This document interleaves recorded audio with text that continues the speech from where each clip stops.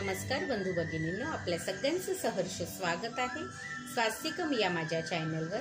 आज मी आपल्यासाठी श्रीदेवी भागवत पुराणातील पुढील कथा घेऊन आलेली आहे। ओम नमश्च चंडिकाय, ओम नमश्च चंडिकाय।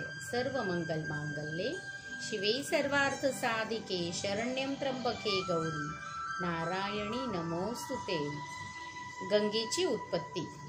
नारद म्हणाले, तिन्ही लोकांस पवित्र करणारी श्रीपदा गंगा कशी उत्पन्न झाली ते मला सांगा। श्री नारायण म्हणाले, कार्तिकी पौर्णिमेला राधा महोत्सव झाला। श्रीकृष्ण रासमंडलात विराजमान झाले।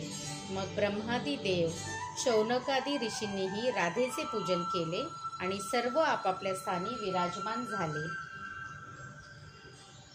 इतक्यात कृष्ण गीत गायिका देवी सरस्वती हाती वीणा घेऊन सुंदर ताल सुरात संगीत गान आरंभ केले। गाण्याने प्रसन्न होऊन ब्रह्मदेवासह सर्वांनी तिला अनेक उत्तम आभूषणे अर्पण केली। ब्रह्मदेवाकडून प्रेरित होऊन शंभूने श्रीकृष्ण संगीत सुरू केले। ते ऐकता ऐकता सर्व देव शुद्ध हरपून चित्रासारखे स्तब्ध मुग्ध होऊन गेले। मोठ्या प्रयासाने त्यांची शुद्ध परत आली तेव्हा त्यांना सर्व रासमंडल पाण्याने भरून गेलेले दिसले।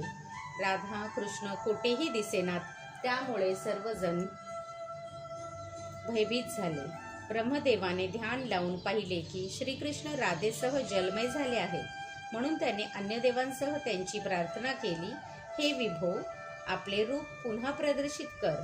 तेव्हा आकाशवाणी झाली की मी आणि माझी शक्ती राधा दोघांनीही भक्तांवर अनुग्रह करणारे हे जलमय रूप घेतले आहे।